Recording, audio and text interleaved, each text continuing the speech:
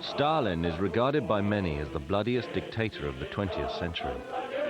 During his 30-year rule of the Soviet Union, 20 million people were murdered and slaughtered. He personally signed the death warrant for tens of thousands of victims. Yet he created an image of himself so powerful that at the height of his reign he was hailed throughout Russia and the West as the father and savior of the Soviet people. He was admired as the architect of modern industrial Russia. He was seen as the living embodiment of manly strength and virtue. He was worshipped as a national hero, the man of steel. Stalin regarded himself as the Bolshevik Messiah. He was a messianic egotist. He created an image of himself which he tried to live by. He was the ultimate self-creation.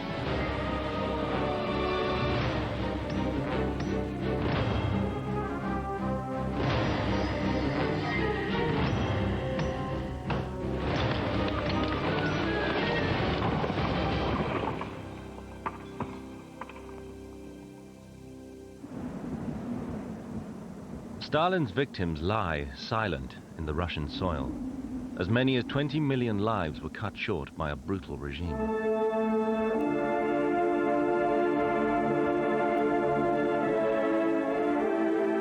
But the people who Joseph Stalin oppressed for a quarter of a century mourned his death. His image was that of the father figure.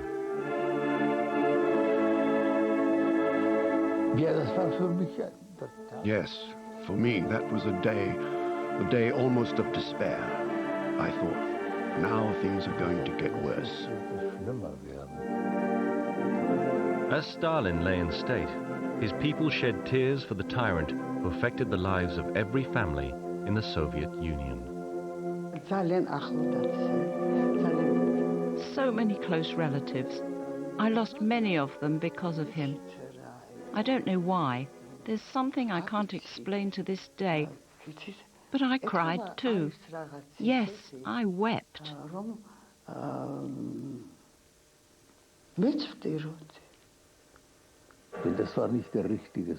That wasn't the real Stalin that I and others like me, were mourning in those days. That was the Stalin myth, the Stalin fantasy. The real Stalin worked behind the walls of the Kremlin, choosing who would live and who would die. Hundreds of death lists signed in red ink by Stalin himself. Sometimes he crossed out a single name, saving that single person from extinction. But the myth was strong. At its heart was an image of Stalin the father, both to his nation and its children.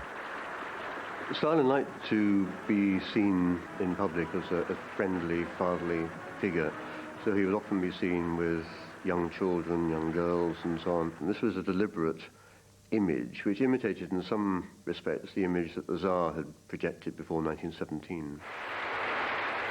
This photograph started it all. Stalin posed with Angelina Markezova, the daughter of a party functionary from Siberia. Stalin was known as the best friend of artists, writers and what have you, and that was well propagated. But Stalin as the best friend of children, that wasn't such a familiar image. And now there was an illustration to prove that Stalin loved children. And this portrait could be seen absolutely everywhere, really everywhere you went.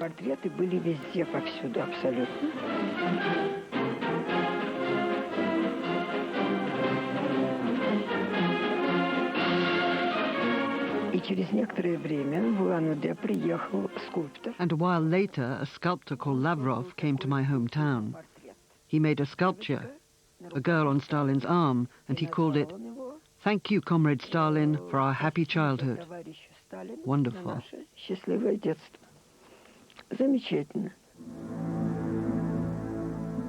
But behind this picture lay the other face of Stalin, which Angelina discovered one day when she came home from school. My mother greeted me and said, "Papa has been arrested, but don't worry, he's not an enemy of the people. They'll soon release him." But he didn't come back.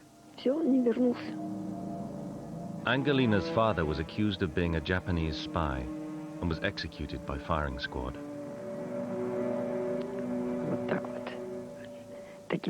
So that's how my happy life, my happy childhood came to an end.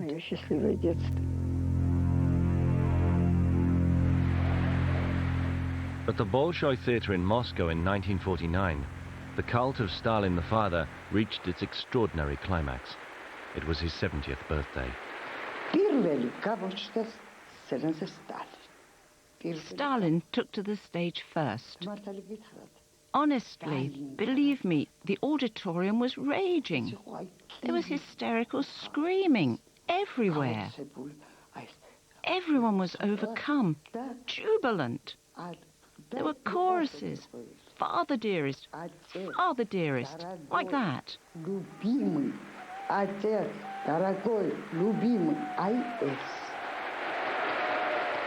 This event had been in preparation for months.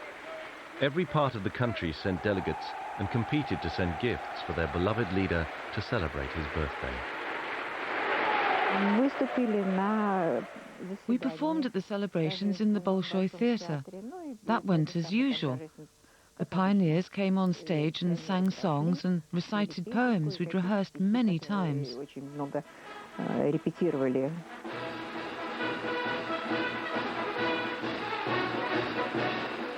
This was precisely the time when Stalin was adulated, worshipped like a god. And that's precisely what was instilled into the children, too. And my childhood began with this idea and ended with this idea.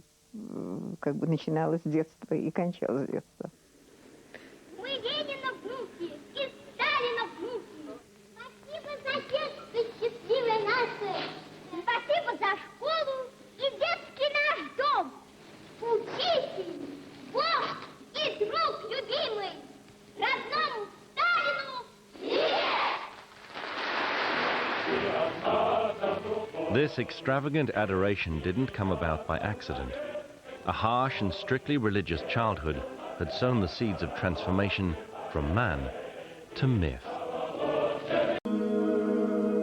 Joseph Stalin was born in a poor family in Georgia, in the southern Caucasus. His real name was Iosif Drugashvili. From the very beginning, Stalin rewrote his own history. His birth certificate reveals his true birthday was the 6th of December 1878, not 1879, as he was to later claim. Stalin almost believed that mystery was necessary for the great man. That was part of it.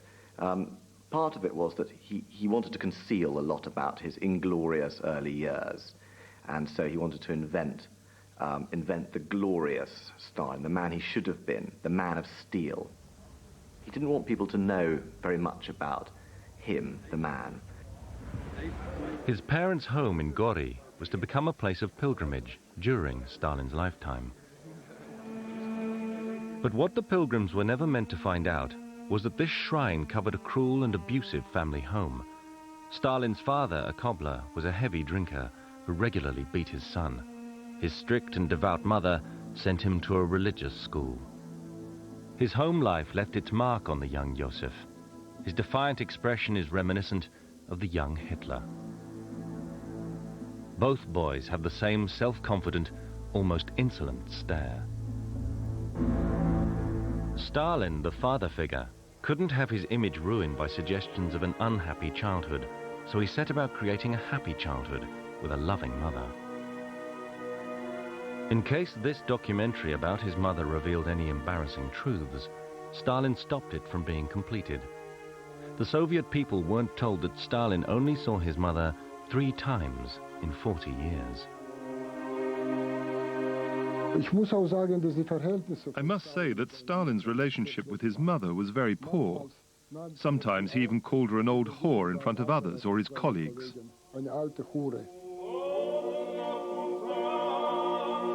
These exclusive pictures show Stalin's mother's funeral in 1937. Unwilling even at her death to face the woman who really knew him, he didn't go to the funeral, just sent a wreath to say goodbye.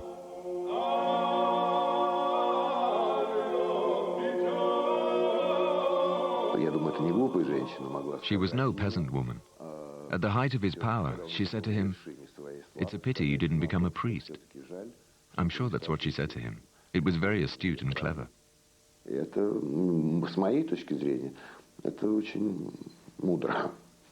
At the age of 14, Stalin won a scholarship to the seminary at Tiflis. It was here that he met other budding young intellectuals and was introduced to the work of Karl Marx. He found his new religion. And he also quickly realized something else, that the religion he had cast off, spurned, had to be replaced by something else, especially with the Russian people. The Russian people understood the faith, the Tsar, and the fatherland.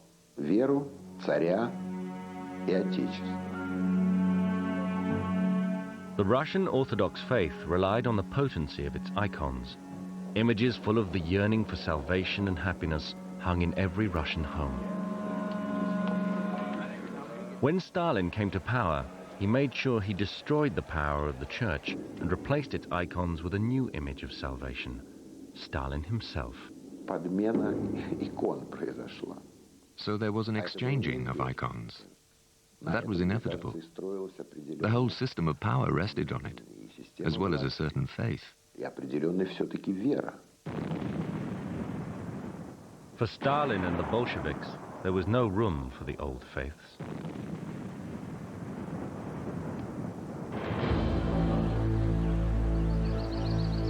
After he left the seminary, Stalin got the only ordinary job he ever had, at the observatory in Tiflis. For the next 2 years, these records show that he worked here as a meteorologist. But in these dying years of the 19th century, Stalin caught the revolutionary fever.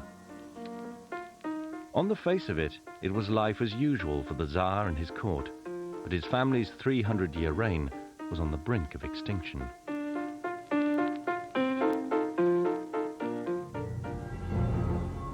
Stalin found his feet in the revolutionary movement in Tiflis. As one of the instigators of this May Day demonstration, he was arrested. Police records show that at that point, he changed his name, and Stalin was born. Punishment for agitators was exile. Over the next 20 years, he was to be banished 6 times. Then he plunged into the underworld, always on the run, in and out of prisons, in and out of exiles. It was an adventurous life, a fascinating life of shadows and mirrors, mystery. It suited Stalin down to the ground. During one of his periods of exile in Solvikiyarogorsk, at the northernmost point of Russia, Stalin met and lived with this woman, Maria Kuzakova. This film was taken 25 years later. Here, Stalin pursued his revolutionary interests, writing and talking with his comrades. He also found time to father a son with Maria. He kept this liaison secret throughout his years in power.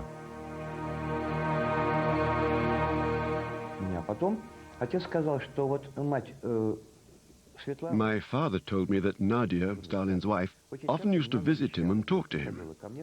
And one time she said, "I know that Joseph Vissarionovich had a son, and I know that son is you." Stalin's illegitimate son went on to have a high-powered career within the Communist Party, even though Stalin never publicly acknowledged him. Когда мы с женой очень давно были в Сольвычегодске, очень давно, when we traveled to Solvikiyarogorsk a few years ago and went to the house where my father grew up, I was shown the cradle in which Stalin had rocked him.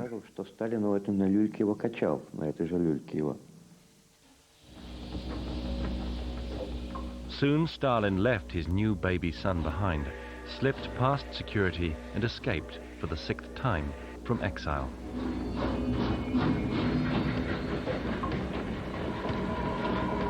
His destination was to join Lenin, already the leading figure of the Russian Revolution. Later, this propaganda movie of the October Revolution would show Stalin as Lenin's right-hand man and confidant. But in reality, not one single picture can be found of Stalin with Lenin during the crucial days leading to the storming of the Winter Palace. Stalin promoted himself when he was in power as Lenin's right hand. This is hugely exaggerated, but Lenin needed the wonderful Georgian, as he called Stalin, and he needed someone who could get things done, apply pressure. This was Stalin's talent. He won Lenin's respect at that time, even if he was never quite the hero in the front rank that he pretended later. It was claimed in later propaganda films that Stalin plotted the October uprising alongside Lenin, two close revolutionary heroes. The truth was very different. Stalin invented the image of himself as second only to Lenin. That's nonsense. But he was one of the top secret agents, secret fixers that Lenin had working for him. The point about Stalin at this period was he was not Trotsky. Trotsky, tough, important and celebrated politician, was the sort of second man. And once Stalin came to power, he began to create himself and promote himself in that position as number two. That was a big myth. Stalin was not at the Winter Palace the night the Bolsheviks seized power, but because of his secret and shadowy role in the revolution, he needed to pretend he was in the thick of the action to prove how important he had been. Stalin needed to promote himself as prominent, and hence you see endless films and paintings of Stalin standing next to a towering Lenin right at the front of the platform. That was myth.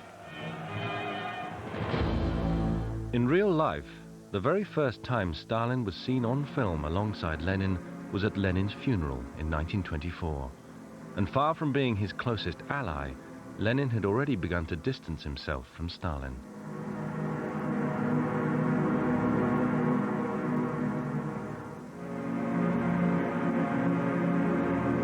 At this time, Stalin was barely one of the inner circle, but he was seen as useful, someone to do the dirty work.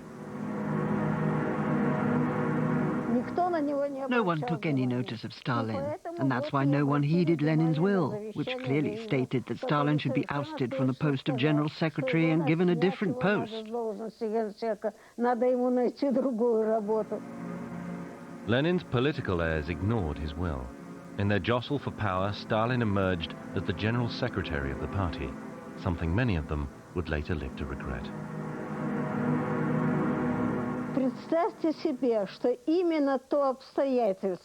Just imagine, it's perfectly true that Stalin wasn't really anyone special, that everyone else in Lenin's entourage was much cleverer and more talented than Stalin. That was what saved him. Nobody had expected him to turn out to be a great political figure.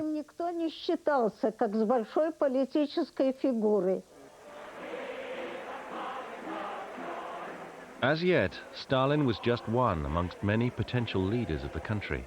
But the 45-year-old Stalin wasn't quite ready for his grand entrance. When Stalin came to power, he couldn't move or express himself eloquently, so he kept a low profile.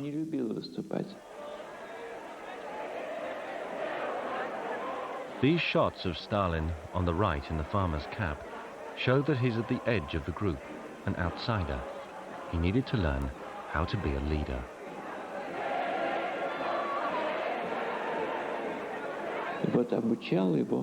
The actor Kudryavtsev taught him to speak in public. He told him he should speak slowly in measured tones with conviction.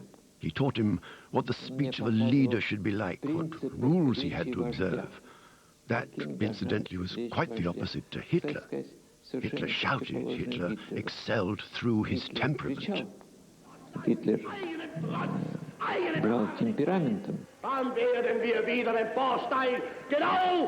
Stalin knew he couldn't compete with Hitler when it came to addressing the crowds, but he developed his own style. He was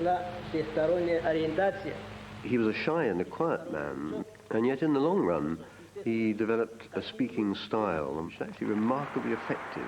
A lot of humor, a certain amount of vulgarity, a good deal of sarcasm. He became actually a very good public speaker. He would have applause all the way through, not just because people were being sycophantic, but because he somehow managed to get his finger on the pulse of what it was that the crowd in front of him wanted. And this was a real skill which he developed and continued right the way through the 1930s.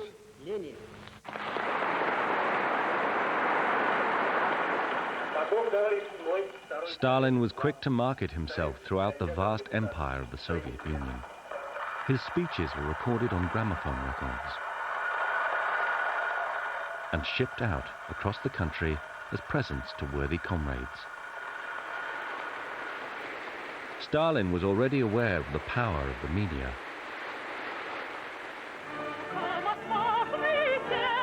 This was just the beginning of the cult of Stalin.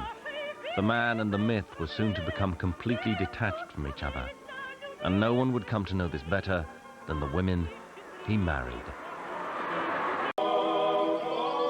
Stalin married his first wife, his childhood sweetheart Kiki Svanidze, during his years on the road working for the revolution. But she died of tuberculosis in 1907, leaving Stalin, he claimed, with a permanently broken heart. 10 years later, Stalin married again. Nadezhda, or Nadia, was an ardent communist who, to begin with, worked alongside him in the Kremlin. All the Bolshevik leadership lived here, their lives closely entwined but hidden from public view. With his second wife, Stalin had 2 children, Vasily and Svetlana. Stalin and Nadia's marriage was a love match, but it could be extremely explosive, and it was not all one-sided. The key thing about Nadia was that she was a child of Bolshevik family. So the image of her as this sort of angel, this pure angel corrupted by Stalin and his viciousness is just nonsense. She was a Bolshevik through and through. This is one of only 2 photographs ever taken of the couple together in their 15 years of marriage. The picture with the Rolls Royce. Take a good look. Stalin is sitting in the front next to the chauffeur, and in the back sits a very lonely, hunched-up young woman. See? That sums up her situation precisely. She's miles away from him, and she's very lonely. Nadia wanted a career of her own and to make a contribution to Soviet society away from the hotbed of the Kremlin. In 1929, at the age of 30, she studied engineering at the Industria Academy. We know now from documents that she often informed on people who were anti-Stalin in the Industrial Academy, to Stalin, to the secret police. So again, not this pure seraph that we've led to believe, but she did obviously pick up outside knowledge, outside the Kremlin hothouse. But in fact, all of them knew that millions of peasants were starving at this time in the countryside. All the leadership knew. It was common knowledge. Most of them believed it was necessary for the revolution. But obviously, Nadia began to worry, like other Bolsheviks, that this was going too far. These were unwanted criticisms from Stalin's own wife. One witness remembers her saying to Stalin,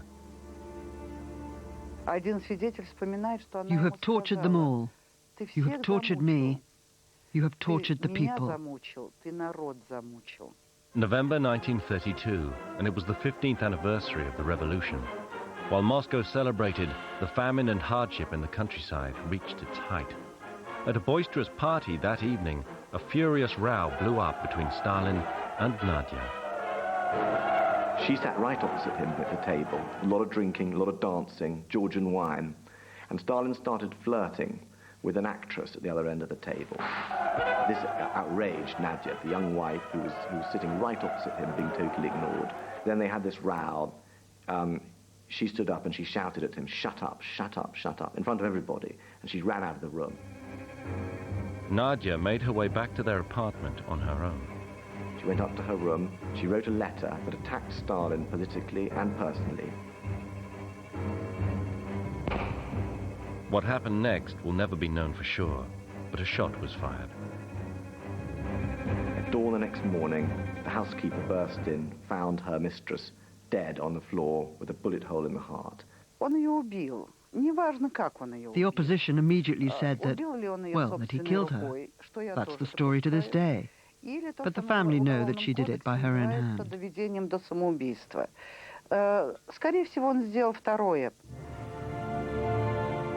The official statement said she had died of acute appendicitis.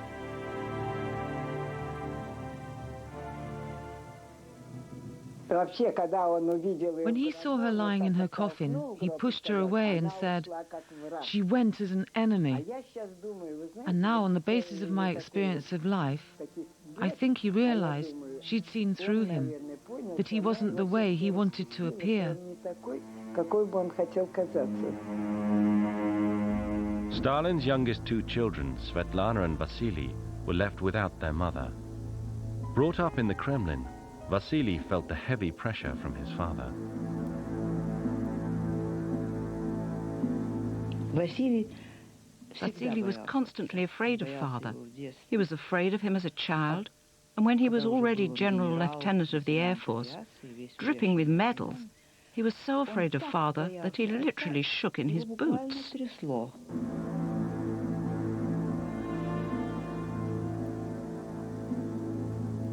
Vasily was made the youngest general in the armed forces.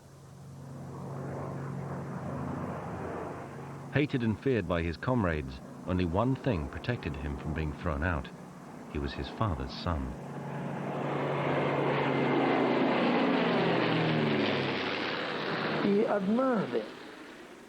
Once, when we were sitting together, he'd had a skinful, poured himself another one, and I said to him, "Vasya, that's enough, stop."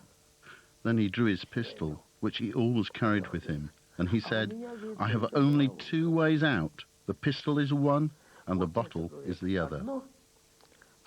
Because I only survive as long as father is alive."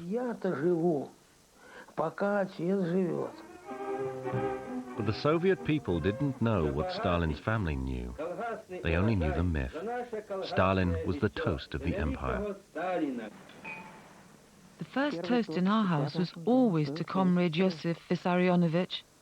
Well, that was at a time when in schools songs were sung about him and poems about him recited.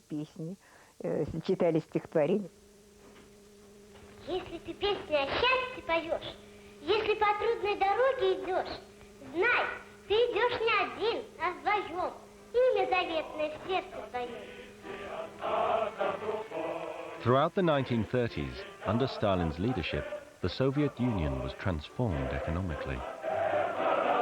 He was able to turn the Soviet Union in a very short period of time into a much more modern state, capable by the late 1930s and 1940s of developing sophisticated rocket technology, capable by the late 1940s of producing an atomic bomb. This is in no sense a primitive state. And the message that Stalin wanted to be heard was clear. One man was responsible for all this progress.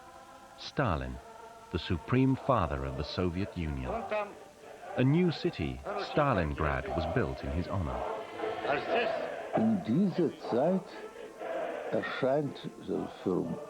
Around this time, for us, I mean my circle of friends, my colleagues, Stalin appears to be an ingenious statesman who does everything right, who turns the country around from nothing to a superpower.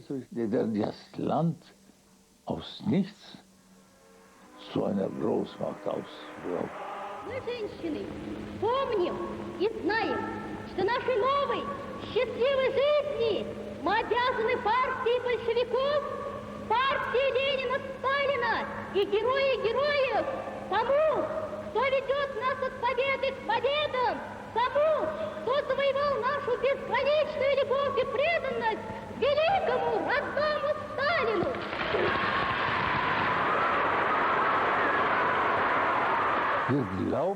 We believed we were constructing a new world, a new mankind. But millions paid the price for this economic miracle. Hundreds of thousands slaughtered, hundreds of thousands sent to the Gulag.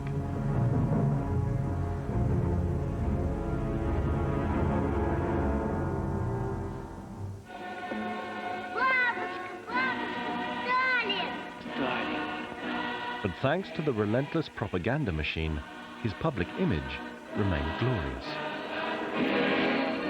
Stalin always regarded the cinema as the most important modern propaganda tool of all. And he took cinema incredibly seriously. He personally supervised it. He personally censored every film. No film could be shown in the Soviet Union without Stalin having worked on the script, talked to the director, chatted to the scriptwriter, often suggested the name of the film, rewritten parts of it, and then passed it for showing. In fact, the real Stalin was never seen by the ordinary Soviet people. Only a few had the opportunity to see him close up. And then I see a group of people approaching, and amongst them was a man of very small stature. I look at him and wonder, who could that be? After a while, I realized that it was Stalin. He had a pockmarked face, and his shoulders were very narrow. On the portraits, he was always depicted as being so broad-shouldered, so majestic.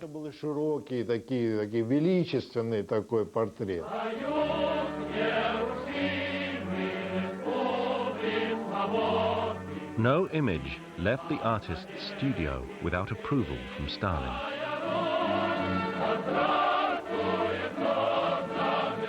The camera crews were always conscious of how best to present their leader. He had a double chin, and he knew it. And when we filmed him, he always tried to hold his chin straight, and he looked like this. See? Like this. But when he forgot to do it and let go, then you could see his double chin, and we had to cut out those sequences.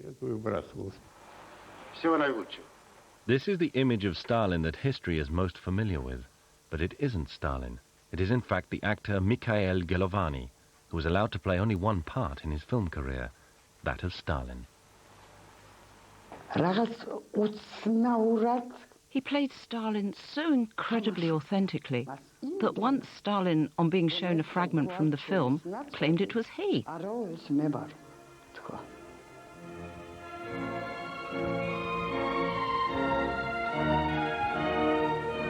What mattered was that he looked so important on the screen. He wanted everyone to see him and recognize him as a god, a leader. That was typical of him.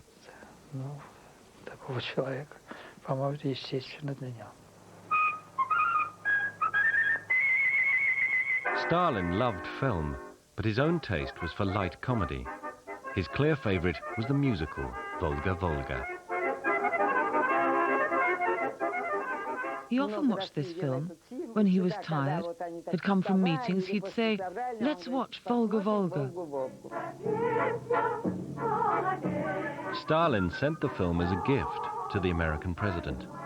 A puzzled White House wondered whether the film contained a secret message. But the director, Alexandrov, had only one instruction: to praise the wonderful life of the Soviet citizens.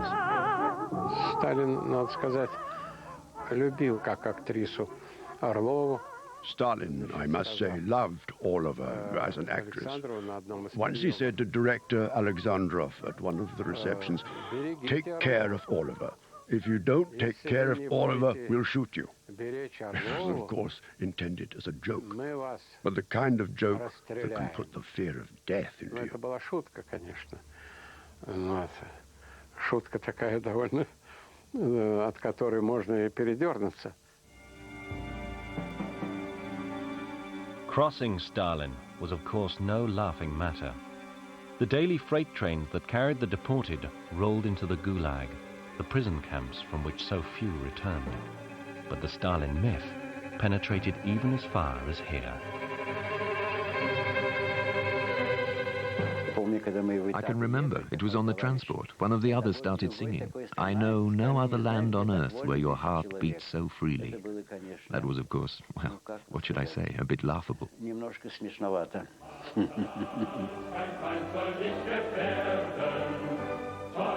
28 million were sent to the Gulag.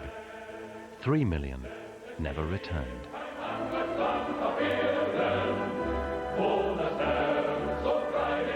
That was a really popular song. Everyone sang it. We, too, sang it. We got really worked up when we sang it. That was our life, our hope.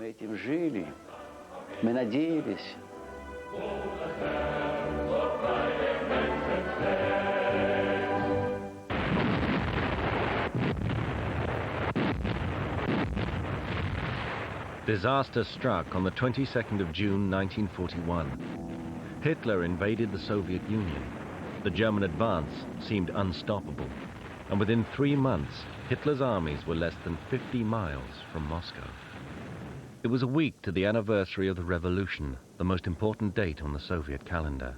Stalin wanted the annual parade in Red Square to go ahead as normal. His generals argued it was far too dangerous. The Soviet army could be obliterated by the Germans.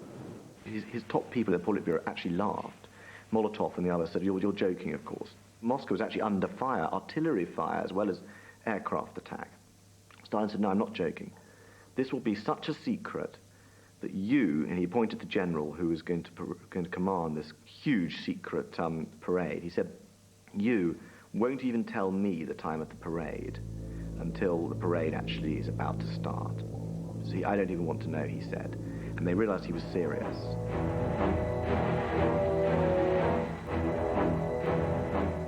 A week later, the parade happened as planned. It was an extraordinary achievement. This was a classic example of Stalin's management of the cult of presentation. And this speech had an enormous power on the Soviet people. But it just shows both his grasp for presentation, but also his nerve. You know, nerves of steel to risk this. And it worked. The Soviet people at war with Germany heard what they needed to hear. And then the radio operator comes out of the bunker and says, "Stalin's speaking." And we ran into the shelter, and it wasn't very clear, but it was his voice. He was speaking from Moscow. Stalin appealed to Russian patriotism, to the spirit of Alexander Nevsky, to the great victories of the Tsarist era. In those hours, I really felt very close to him. In mid-November 1941, Stalin's troops forced a reversal in the war, and the German assault on Moscow was beaten off. In the following years, Stalin was rarely seen, preferring his Kuntsevor dacha to the Kremlin. There was no news footage of Stalin to feed to the people. They didn't need it. They had the myth. But behind closed doors, Stalin's paranoia was escalating. It would eventually destroy him. June 1945, and the war is over.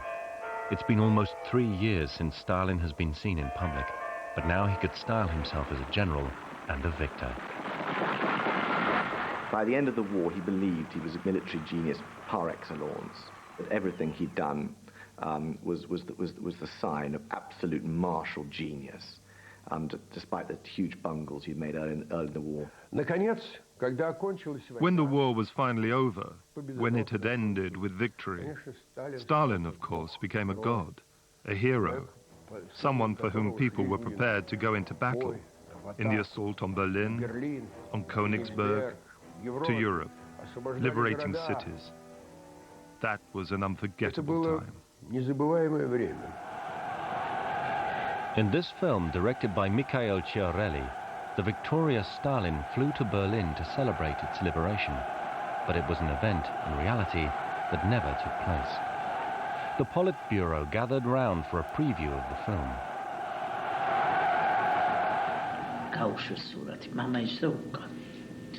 The film was running. My father was sitting at the back. Of course, everybody had their eyes glued to the screen, but my father was watching Stalin and observing his reactions, because for him, it was a matter of life or death. In the episode where Stalin emerges from the big plane and the whole of Berlin kneels down before him, my father saw that Stalin slowly raised his hand and wiped tears from his eyes.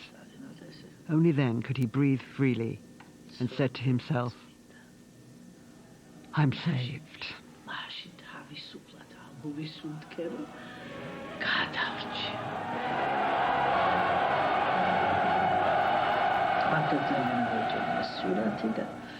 Stalin really did like the film.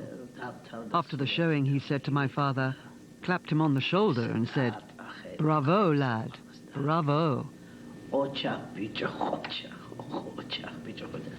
And then he said regretfully, if only I had done it and had really gone to Berlin.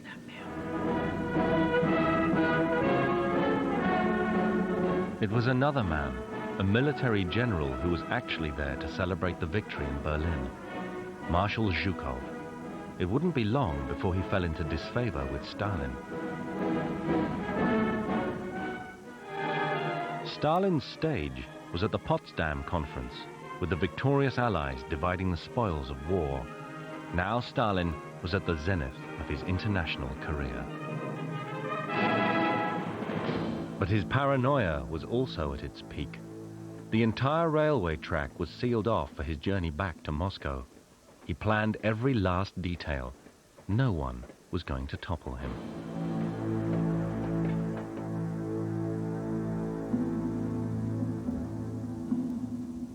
During the war years, Stalin kept out of the limelight. He lived almost permanently at his Kuntzervo dacha. Even his children, Svetlana and Vasily, saw little of him, their own lives increasingly cursed by their blood ties to the ruthless dictator. Vasily had always had a hot temper and lived on the edge. The bottle was his constant companion. Well, he drank. It's bitter to speak about it. It was his ruin. I can remember once, when there was a parade of the Air Force, Stalin arrived a bit late. Vasily Stalin commanded the parade. I'm not saying he was drunk, but he had certainly had a sip of cognac. He reeked of the bottle. That just made things worse, of course.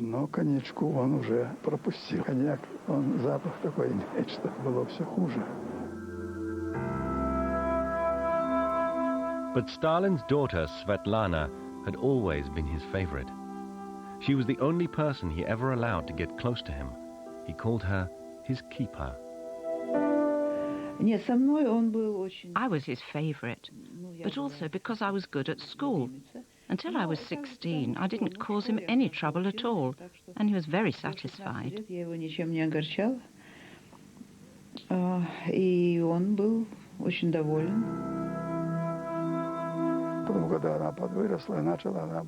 But when she grew up, she started causing nothing but trouble. She didn't listen to him. She got divorced, and he never saw some of his grandchildren.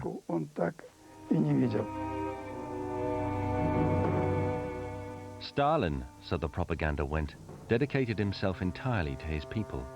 A popular rhyme was, "In the Kremlin there burns a light. Comrade Stalin works through the night." But in fact, it was only in the movies that Stalin, portrayed by his double, was omnipresent, modestly receiving his jubilant people. Спасибо вам, Варвара Михайловна. Спасибо. От имени Родины. By this time, the real Stalin was at his dacha, fearful of his people, his colleagues, and his staff. He was distrustful his whole life long, and the longer he was in power, the more power he had, the more distrustful he became. He thought they wanted to take away his power.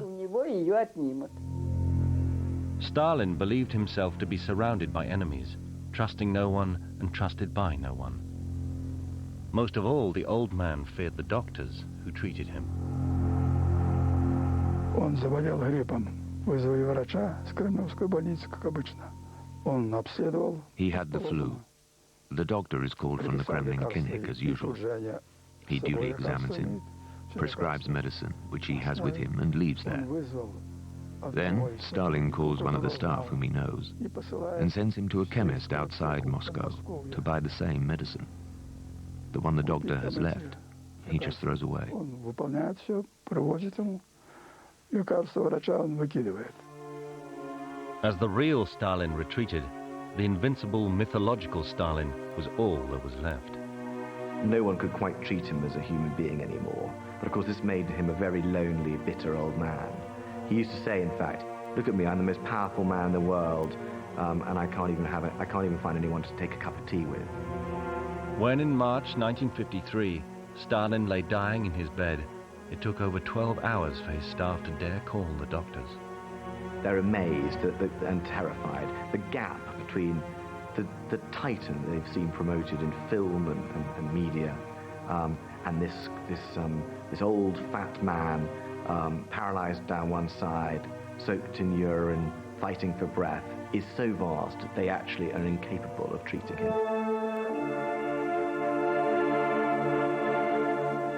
Stalin's funeral was his last grand show, but it was nothing more than a facade. His son Vasily was drunk, and soon he would be thrown out of the army and sit out the rest of his life in jail. Svetlana, Stalin's favorite, left the country her father had ruled as a refugee.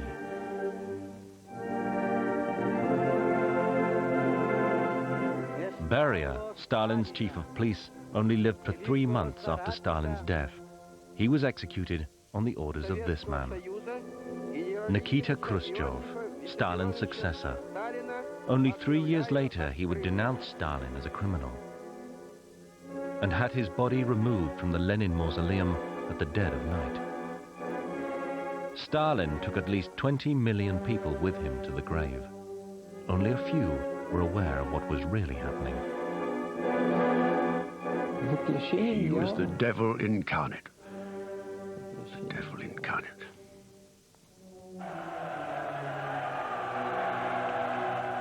And after Stalin died, history was rewritten again.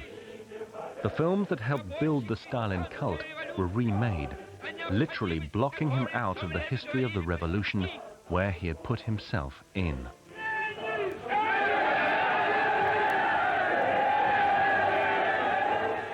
Erasing the myth, drawing an end to the monumental cult of the tyrant.